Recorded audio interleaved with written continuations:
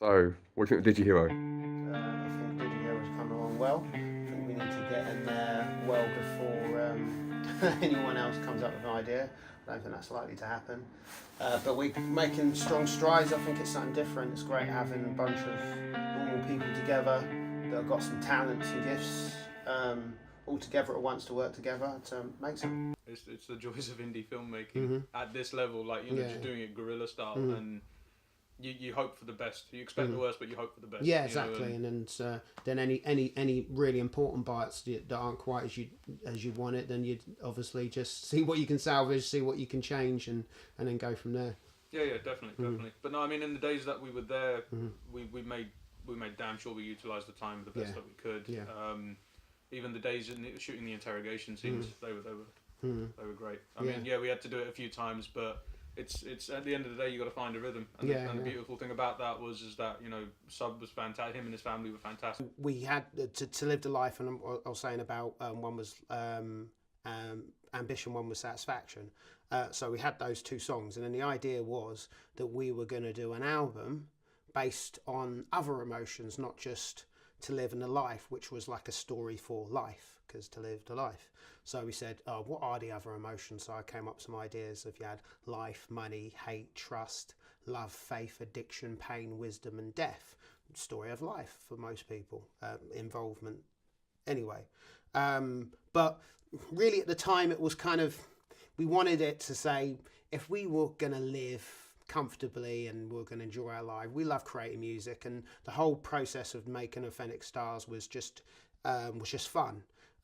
We kind of had that half idea that we could make some money out of it, we could get signed and do all that, but we're kind of kidding ourselves. We just love getting together and making music.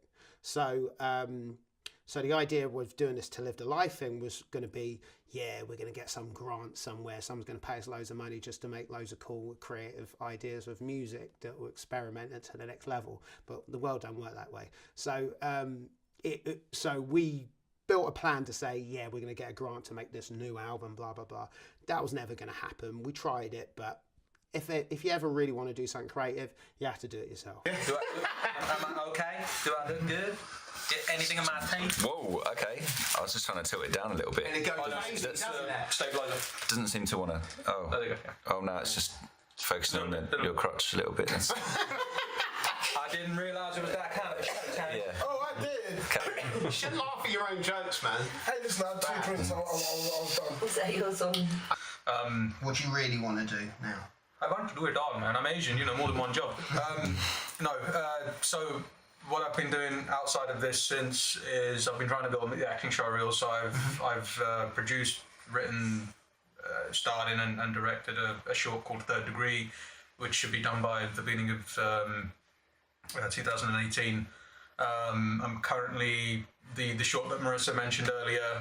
It's called Amara Prem. It's a little comedy short, 10-minute thing. We're both starring in that. I won't say too much about it right now. I've written another short, a psychological thriller, that should start filming in January as well. So with the short films, I've been keeping rather busy. I have a feature I'm trying to get off the ground as well called The Relapse. So it's just been a lot of writing, directing, acting. While we had that idea for the album, we were going to say, right, we want to make it visual, because a lot of music video is visual. A lot of music nowadays is visual. People need to tie a visual to stuff for people to understand it. So it was an idea of making a film towards it. So a guy that I used to work with quite a lot, Mark Lewis, he was into film, so I wanted him to help me build this story that would be about life and what we thought about life at the time. So both of us created this character who was going to be the negative of life, or the voice in your head that tells you not to do stuff. And all these artists that represent life, money, trust, and all that were going to represent the positive and the go-getter in us all. And there was going to be a rivalry there, and that was going to happen. And we wrote that. Mark wrote the entrance scene and the basis as a story. I put the meat in there, and that was going to be a film that we were going to do. And we went to interview the local papers, did stuff, and that was going to be our next thing. But obviously we wanted to get funding and production companies to get involved, send it to the Printers Trust and stuff, which said it has a good points, but also a lot of problems with it.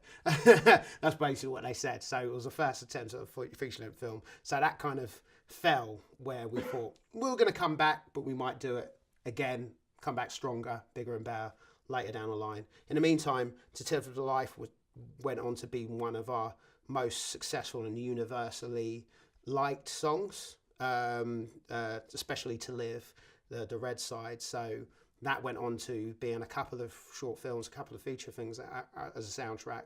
Loads of people liked it. It went on. It was one of the main songs on Hip Hop Connection, Same with the Life, when we had a CD that was on there with an interview, and then we talked about how we're going to convert, show music as sound, and do a film and do all that kind of stuff. So we said we're going to do that, which was on the cards. But then we had to make that decision. It was that life change where, are we going to go all out and do the music entertainment thing? We had jobs, we had lives, we had all that kind of stuff, but we had to put that to the side to do this music thing. And at the time we thought, maybe we can still try and do both. Try this superhero thing where you work by day and do this by night. And it was good, and you can do it, but you can't do it to that level that you want to do it at in terms of being a music artist. So it kind of slowed down. We had a huge amount of momentum then, but then it slowed down. And then I think, what was it, 2015? I was bored, man. I was bored.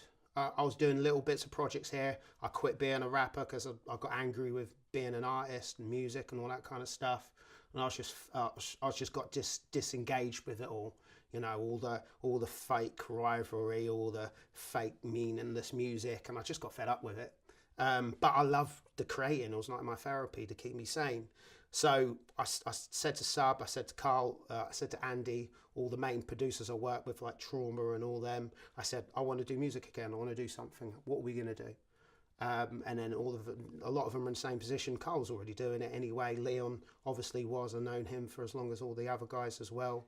And then we said, right, let's do it. Let's do an album. And then it came to the stage of what album we're going to do. It's just going to be creation. It's just going to be experimentation, like Andy said in an earlier interview. And so what we ended up doing was the To Live the Life album.